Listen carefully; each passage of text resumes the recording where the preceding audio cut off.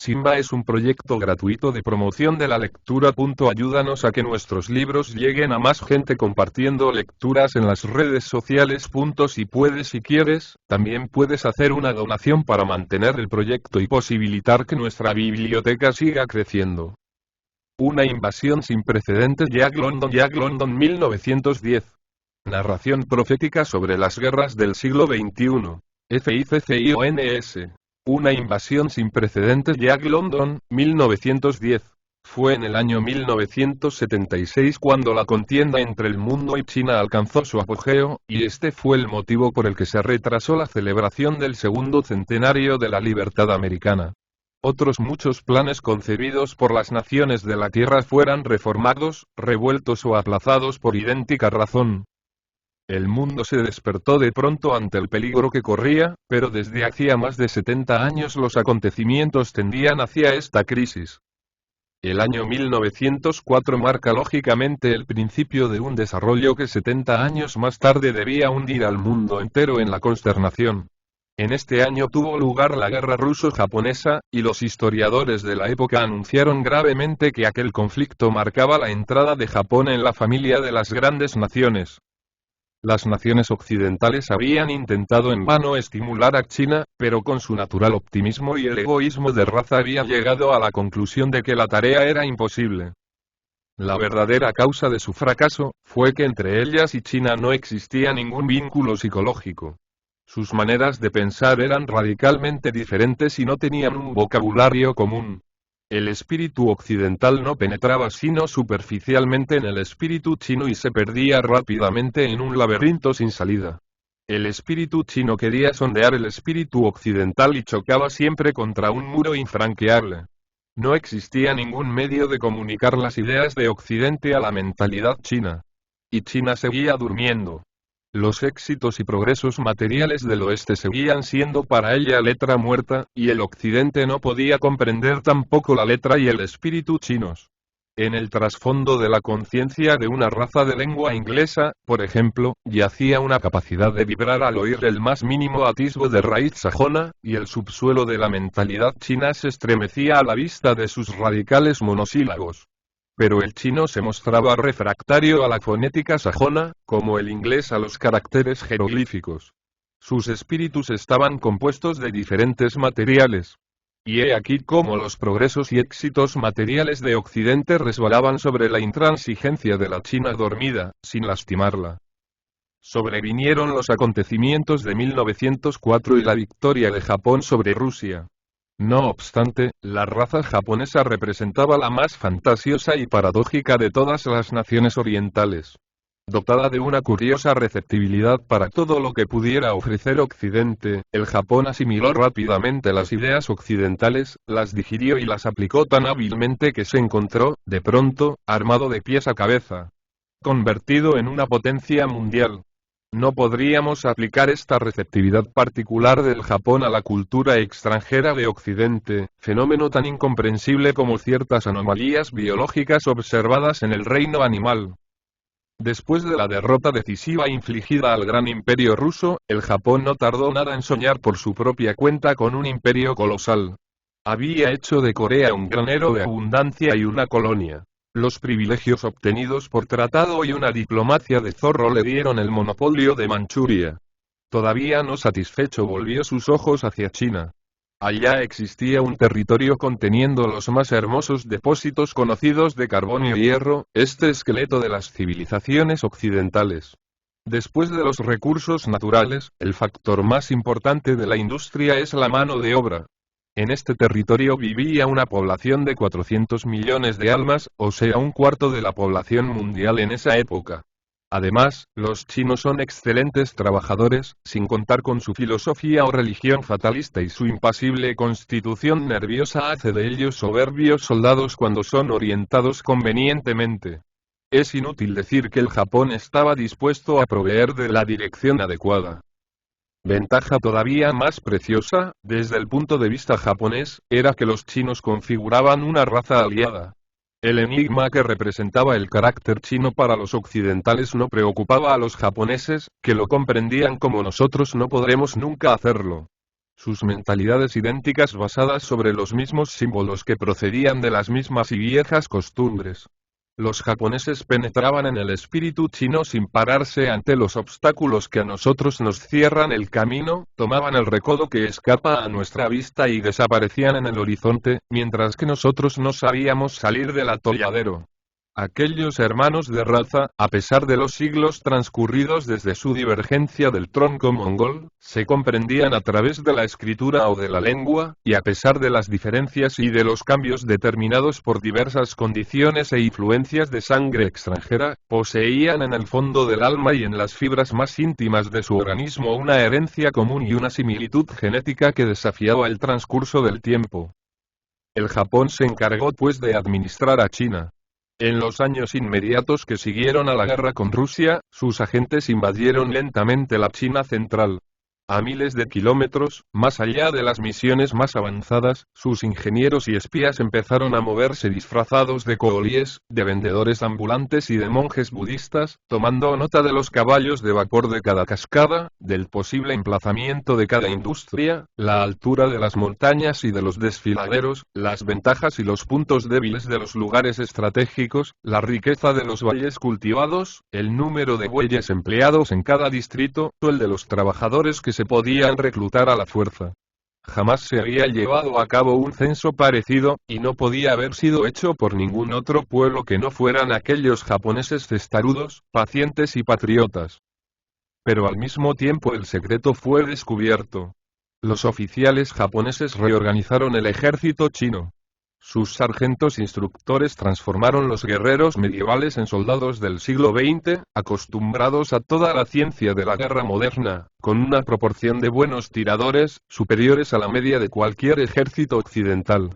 Los ingenieros japoneses profundizaron y ensancharon la complicada red de canales, construyeron fábricas y fundiciones, enlazaron el imperio con una red de líneas telegráficas y telefónicas, e inauguraron una era de construcciones de vías férreas.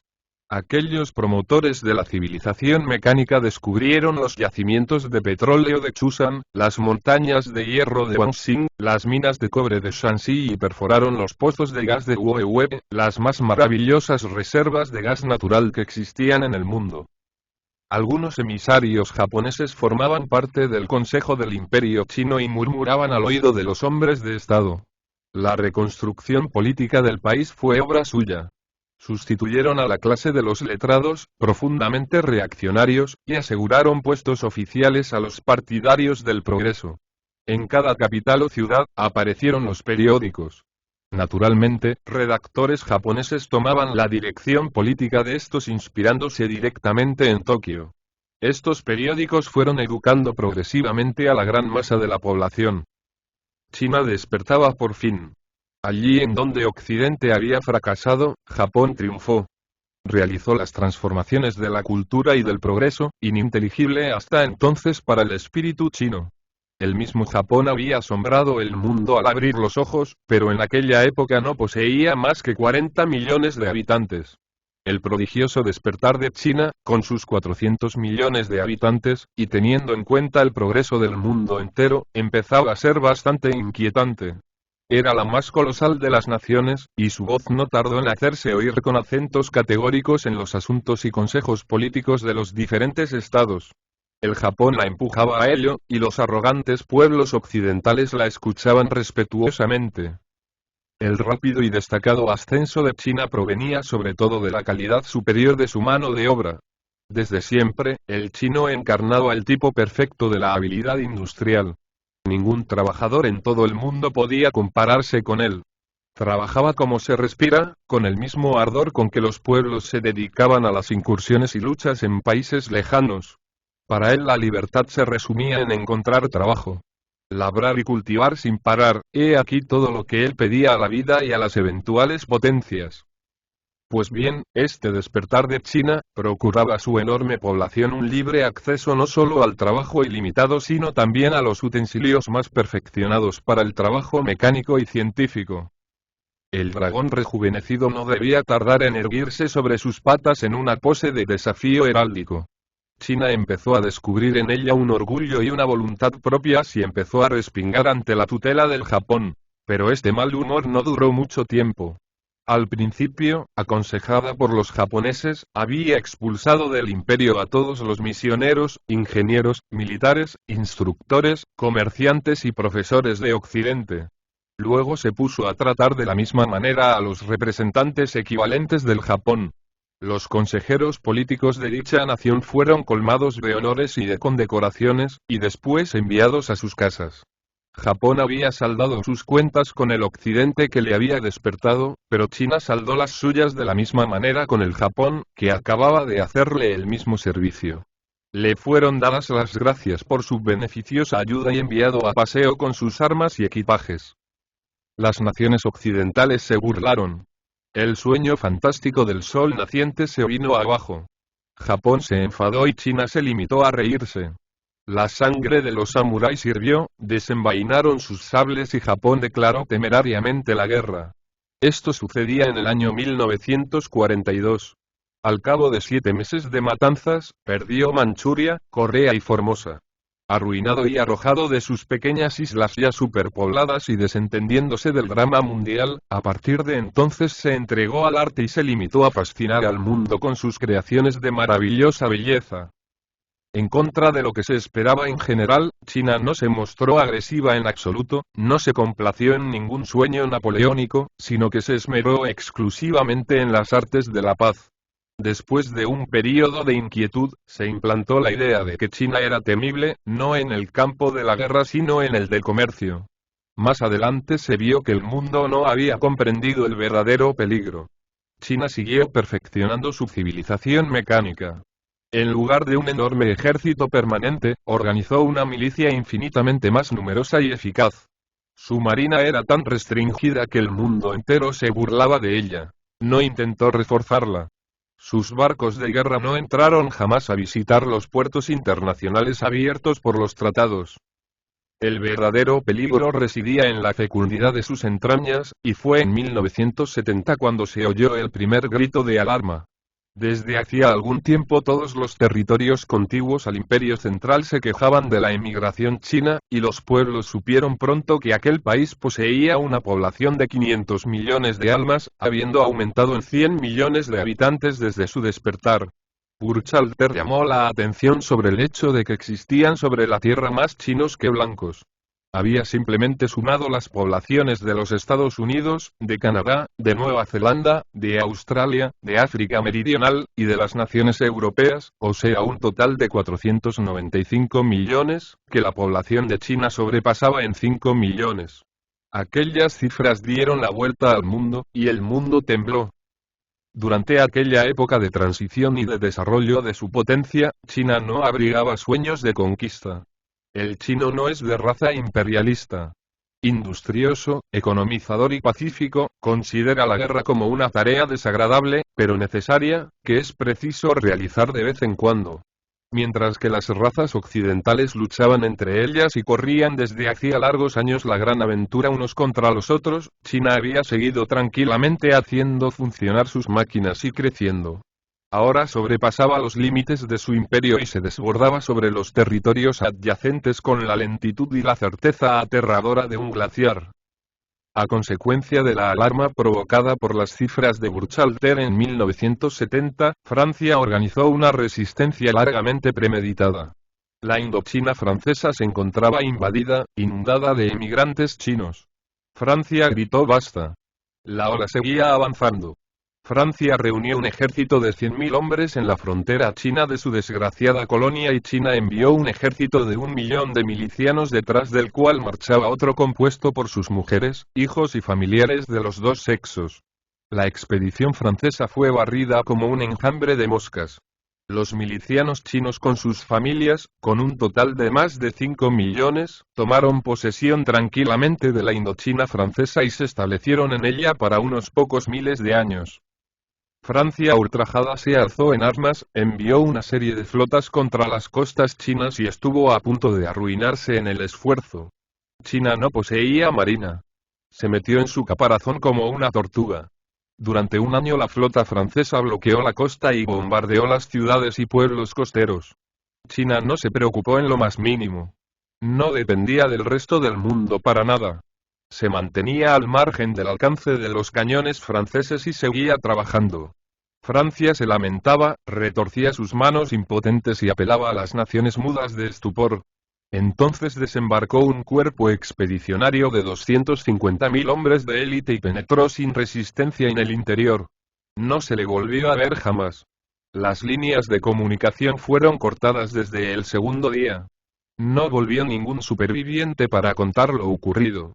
El cuerpo expedicionario había realmente desaparecido en la panza de China. A lo largo de los 5 años siguientes, la expansión de China siguió en todas direcciones terrestres. Siam fue anexionado al Imperio del Dragón y, a pesar de todo lo que pudo hacer Inglaterra, Birmania y la península de Malaca fueron invadidas, mientras que, a todo lo largo de la frontera sur de la Siberia, Rusia estaba presionada por las hordas chinas. La operación era muy simple. Primero venía la emigración, o mejor dicho ya estaba instalada, se había ido introduciendo lentamente y disimuladamente en los años precedentes. Luego chocaban las armas y toda oposición era barrida por una monstruosa oleada de milicianos seguidos de sus familias y de sus enseres domésticos. Finalmente se establecían como colonos en los territorios conquistados. No se había visto jamás un método tan extraño y eficaz para conquistar el mundo. Al sur, en el Nepal y el Bután se hundieron, y toda la frontera septentrional de la India fue inundada por aquella terrible masa viviente. Al oeste, Bukharia, y hasta Afganistán al sudoeste, fueron invadidas. Persia, Turquestán y toda Asia central fueron engullidas. En aquella época, Burchalter tuvo que revisar sus cálculos que ya no eran exactos. La población de China alcanzó 700 millones, los 800. Nadie sabía ya exactamente cuántos, pero en todo caso no tardarían mucho en llegar a los 1.000 millones. Burchalter anunció que existían en el mundo 2 chinos por cada blanco, y el mundo tembló. El desarrollo de China debía de haber empezado en 1904. Se recordó que desde aquel año no se había padecido hambre. A un promedio de 5 millones por año, desde hacía 70 años, el aumento total debía de ser de 350 millones. Pero ¿quién podía saberlo con verosimilitud? ¿Cómo informarse sobre aquella extraña y nueva amenaza de la nueva China rejuvenecida, fecunda y militante? La convención de 1975 fue convocada en Filadelfia. Todas las naciones occidentales y algunas de las orientales enviaron sus delegados. No se llegó a nada, se habló de instituir en todos los países primas de natalidad, pero los matemáticos no tomaron aquella idea en serio y demostraron que China llevaba ya demasiada ventaja en aquel sentido. Nadie pudo sugerir la manera de hacerlo entrar en razón. Las Potencias Unidas le dirigieron un llamamiento amenazándola, pero ahí acabó la iniciativa de la Convención de Filadelfia, y China se contentó con burlarse de la Convención y de las potencias. Li Tangfong, encarnación del pensamiento del dragón, se dignó responder. ¿Qué le importa a China el Comité de las Naciones? Decía aquel potentado. Somos la más antigua, la más honorable y la más realista de las razas. Tenemos nuestro destino que cumplir. Es molesto que no se adapte al del resto del mundo, pero, ¿qué se puede hacer? Habéis disertado ampliamente sobre los derechos de las razas realistas y herederas de la Tierra, y nosotros podemos simplemente responder que el que viva lo verá. Sois incapaces de invadir nuestro país, a pesar de vuestras flotas. No pongáis el grito en el cielo. Conocemos la debilidad de nuestra marina. Nos sirve solo de policía. No nos preocupamos lo más mínimo del mar. Nuestra fuerza reside en nuestra población, que pronto alcanzará los 1.000 millones. Gracias a vosotros estamos equipados de todo el mecanismo de la vida moderna. Enviad vuestros cuerpos expedicionarios, pero recordad lo que le sucedió a Francia. El desembarco de 500.000 de soldados en nuestras costas agotará los recursos de cualquiera de vuestros países, y los 1.000 millones de nuestra población se los tragarán de un bocado. Enviad 1 millón, enviad 5, y los engulliremos con la misma facilidad que un pequeño tazón de arroz. Tal como nos habéis amenazado, vosotros los Estados Unidos, podríais exterminar los 10 millones de coolíes instalados en vuestras costas, pues bien este total representa apenas la mitad de nuestro superávit de nacimientos. Así habló Li Tangfong. El mundo estaba turbado, desorientado y aterrado. Se le decían las verdades. No existía ningún medio para luchar contra aquel excedente de nacimientos. Si la población china alcanzaba los 1.000 millones y aumentaba 20 millones por año, dentro de 25 años alcanzaría los 1.500 millones, es decir, la cifra de la población total del globo en 1904. ¿Y qué se podía hacer? No existía ningún instrumento para contener aquella marea creciente. La guerra era inútil. China se mofaba del bloqueo de sus costas e invitaba a los invasores a precipitarse en su boca, que era lo bastante grande como para tragarse a todos los ejércitos del mundo. Y mientras tanto la oleada amarilla seguía derramándose sobre Asia. China se destornillaba de risa al leer en las revistas extranjeras las doctas elucubraciones de los sabios. Pero existía uno a quien China no había tenido en cuenta, llamado Jacobus Laningdale, un sabio si se quiere, en el sentido más amplio de la palabra, en todo caso un hombre de ciencia desconocido hasta el momento, empleado en los laboratorios de la Oficina de Higiene de Nueva York. Poseía un cerebro como los demás, pero conteniendo la suficiente sabiduría como para concebir una idea y guardarla en secreto. Habiendo madurado su idea, en lugar de escribir un artículo para las revistas, pidió vacaciones. El 19 de septiembre de 1975, llegó a Washington. A pesar de la hora tardía, se fue derecho a la Casa Blanca, habiéndose asegurado de antemano una audiencia con el presidente de la República de los Estados Unidos. Estuvo encerrado con este durante 3 horas. De lo que pasó entre ellos no se enteró el mundo hasta mucho más adelante. De hecho, en aquel tiempo, el mundo no se interesaba por Jacobus Laningdale. Al día siguiente, el presidente convocó un consejo del gabinete, al cual asistió aquel personaje y cuyas resoluciones fueron mantenidas en secreto. Pero en la misma tarde de aquel día, Rufus Cowdery, secretario de Estado, salió de Washington y embarcó al día siguiente por la mañana hacia Inglaterra. El secreto que llevaba con él empezó a divulgarse, pero únicamente entre los jefes de Estado. Una docena de hombres, quizás, en cada nación, recibieron bajo secreto la comunicación de la idea nacida en el cerebro de Jacobus Laningdale. Poco a poco, con aquella divulgación, una gran actividad se manifestaba en los talleres de construcción marítima, los arsenales y los puertos de guerra. Los pueblos de Francia y de Alemania empezaron a sospechar, pero el voto de confianza que les pidieron sus gobiernos era tan sincero que aceptaron aquel proyecto desconocido que se estaba realizando. Fue en la época de la Gran Tregua. Todos los países se comprometieron solemnemente a no entrar en guerra los unos contra los otros. El primer acto definido fue la movilización gradual de los ejércitos de Rusia, Alemania, Italia, Grecia y Turquía. Luego empezó el desplazamiento hacia el este. Todas las vías férreas que penetraban en Asia fueron atestadas de trenes militares. El objetivo de las operaciones era China, pero no se sabía nada más. Un poco más tarde se destacó un gran movimiento por el mar. De todos los países partieron expediciones marítimas. Las flotas se seguían las unas a las otras y se dirigían todas hacia las costas chinas. Las naciones rastrearon sus astilleros y enviaron sus falúas de aduanas, sus aviones, sus barcos de abastecimiento, sus antiguos cruceros y acorazados y todas las armas modernas de que disponían. No teniendo bastante con esto, enrolaron a la marina mercante. Según las estadísticas, 58.640 barcos de vapor equipados con proyectores y cañones de tiro rápido fueron enviados a China por las diferentes naciones. China seguía sonriendo. A lo largo de sus fronteras terrestres se alinearon millones de guerreros de Europa. Ella movilizó 5 veces más de milicianos y esperó la invasión. Hizo lo mismo en sus costas marítimas. Pero esta vez estaba intrigada. Después de aquellos enormes preparativos, la invasión no se producía. No entendía nada. Todo seguía tranquilo a lo largo de la frontera siberiana. En las costas de las ciudades y los pueblos no eran tan siquiera bombardeados. No se había producido jamás en la historia del mundo una concentración tan poderosa de flotas de guerra. Se encontraban allí reunidas, de día y de noche, millones de toneladas de barcos de guerra que surcaban las aguas chinas, y sin embargo nada estallaba, no se daban tentativas. ¿Pensaban hacerla salir de su cáscara? China sonreía.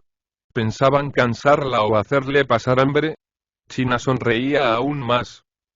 Pero el 1 de mayo del año 1976, si el lector se hubiera encontrado en la ciudad imperial de Pekín, poblada entonces de 11 millones de almas, hubiese asistido a un curioso espectáculo.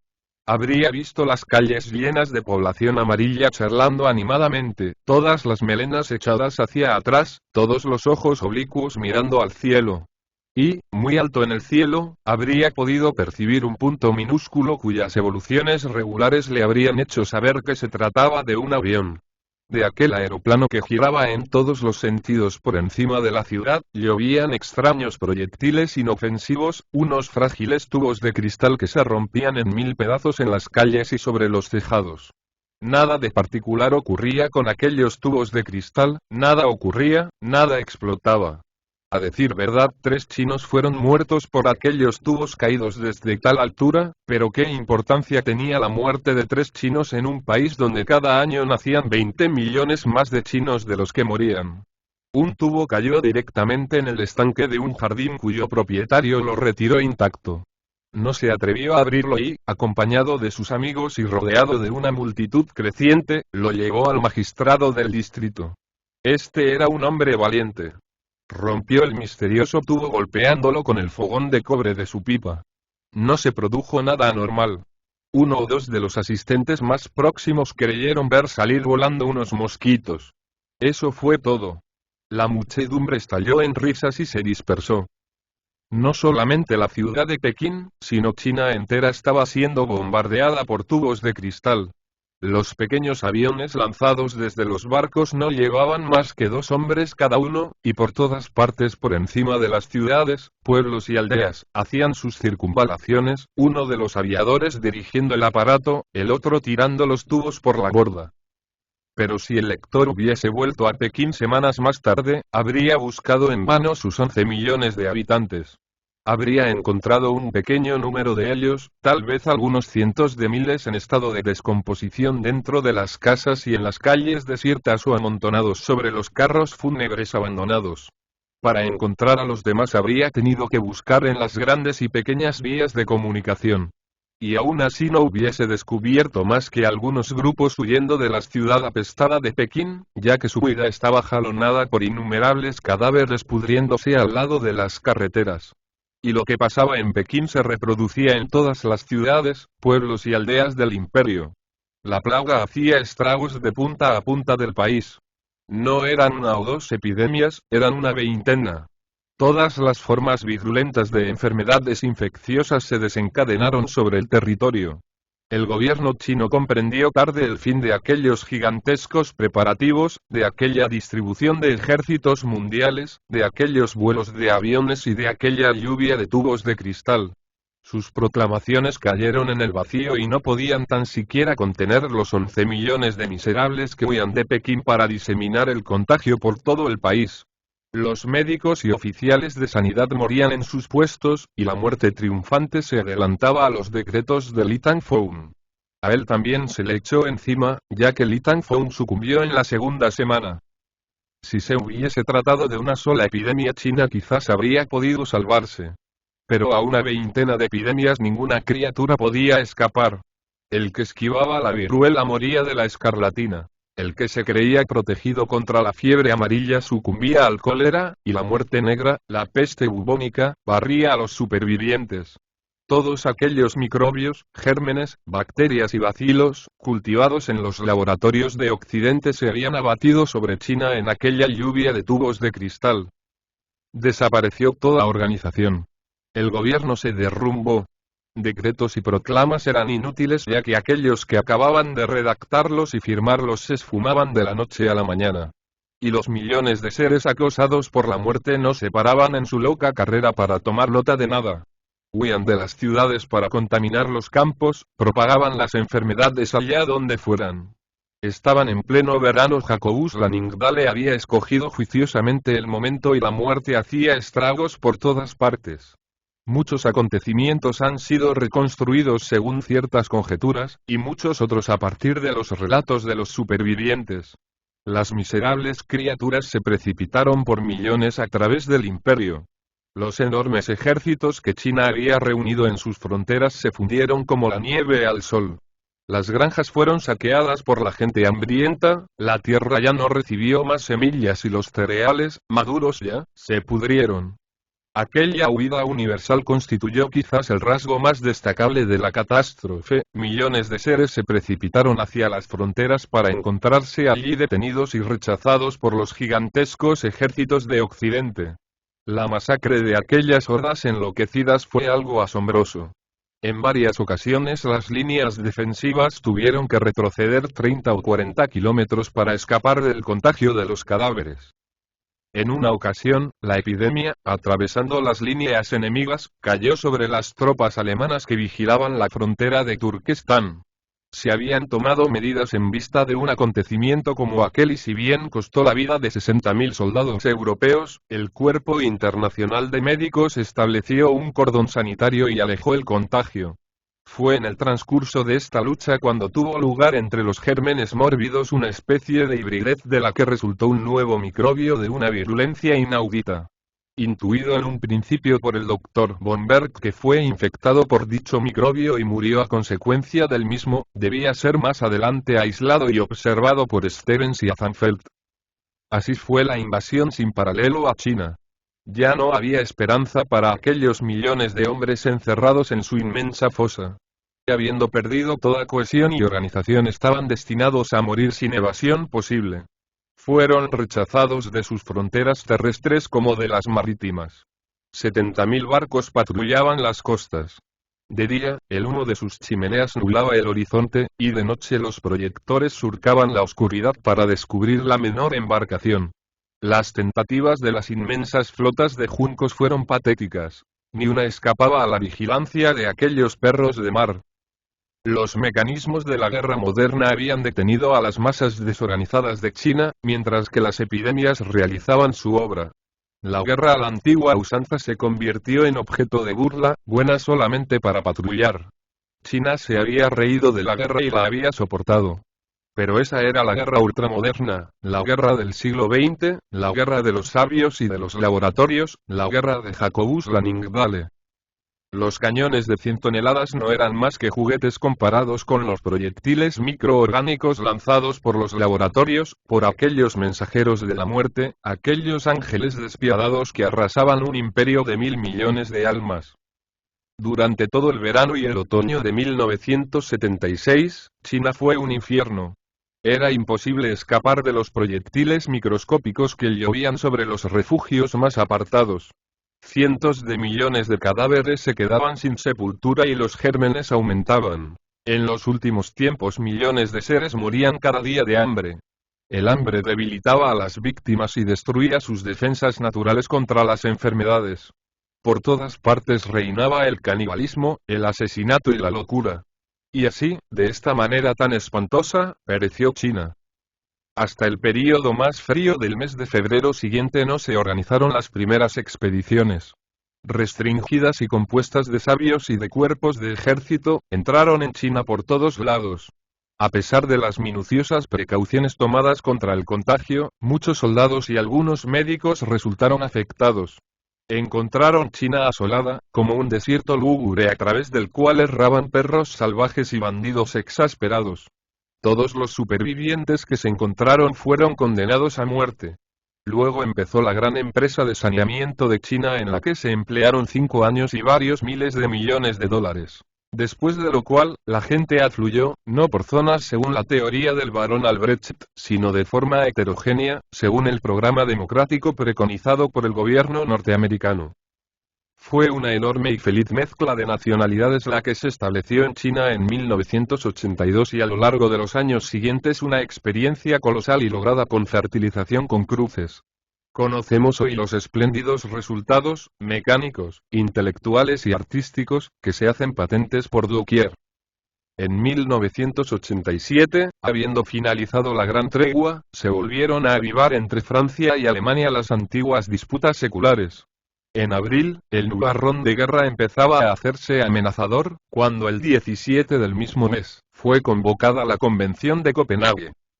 Asistieron representantes de todos los pueblos del mundo, y todas las naciones se comprometieron solemnemente a no emplear jamás las unas contra las otras los métodos de guerra de laboratorio que habían utilizado para invadir a China. Extracto de Ensayos Históricos, de Walter Bean, transcritos por Jack London. Título original. De un Parallel Invasion, 1910, Publi.